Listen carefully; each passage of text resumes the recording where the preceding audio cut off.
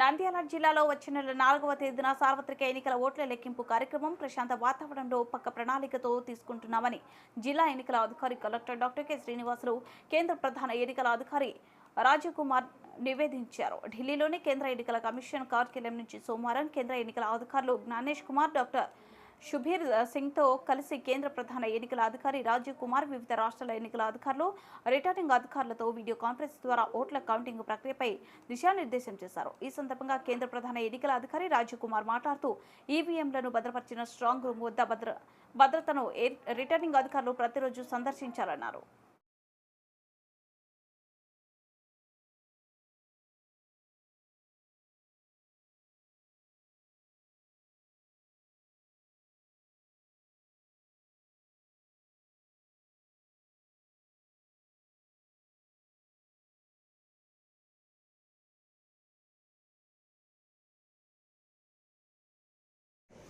Main మన ఓటంతా కూడా secrecy మీద కదా.